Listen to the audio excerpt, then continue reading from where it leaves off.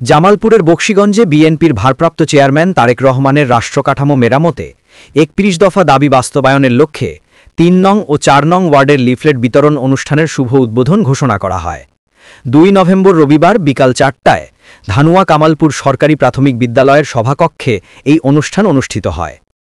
উক্ত অনুষ্ঠানে হাসানুজ্জামান লাল মিয়ার সভাপতিত্বে বক্তব্য রাখেন ধানুয়া কামালপুর ইউনিয়ন বিএনপির সভাপতি কৃষিবিদ আবদুল্লাহ আল মোকাদ্দেস রিপন, সাধারণ সম্পাদক ইমরান শরীফ ইমু,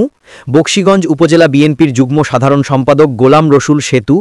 ধানুয়া কামালপুর ইউনিয়ন বিএনপির সিনিয়র সহসভাপতি গোলাম মোহাম্মদ পলাশ, সাংগঠনিক সম্পাদক মনিরুজ্জামান বাচ্চা মিয়া,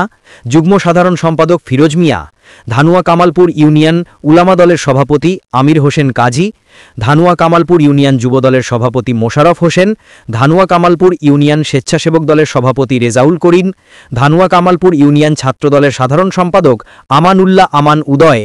ধানুয়া কামালপুর ইউনিয়ন কৃষক দলের সাধারণ সম্পাদক আবদুল্লাহ আল মাহমুদ হুমায়ুন সহ অনেকেই বক্তব্য রাখেন। এছাড়াও অনুষ্ঠানে বিশেষ অতিথি হিসেবে উপস্থিত ছিলেন বকশীগঞ্জ উপজেলা বিএনপির উপদেষ্টা হাবিবুর রহমান দুলু, বীর মুক্তিযোদ্ধা আহমেদ আলী। এ সময় উপস্থিত বক্তারা বলেন, বকশীগঞ্জ ও দেওয়ানগঞ্জের এমপি, সাবেক সংসদ সদস্য এবং কেন্দ্রীয় বিএনপির কোষাধ্যক্ষ এম রশিদুজ্জামান মিল্লাতের হাতকে শক্তিশালী করতে, নিজেদের বিভেদ ভুলে আগামী নির্বাচনে জয়লাভ করতে সবাইকে ঐক্যবদ্ধ হয়ে মাঠে কাজ করতে হবে এবং বিএনপির ৩১ দফা দাবি বাস্তবায়নের লক্ষ্যে সাধারণ মানুষের মধ্যে জনসচেতনতা বৃদ্ধি করতে হবে।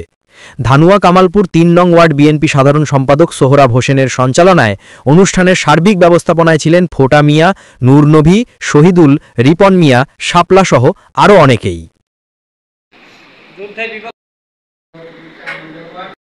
বিশেষ অতিথি হিসেবে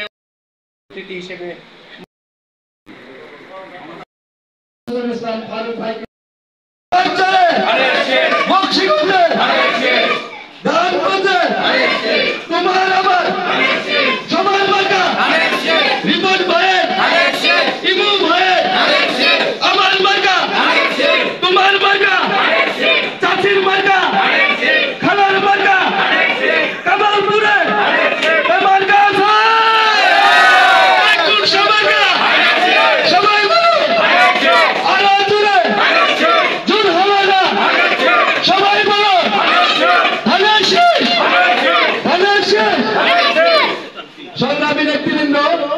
অনুষ্ঠানের এক পর্যায়ে বক্তব্য রাখছেন আজকের অনুষ্ঠানের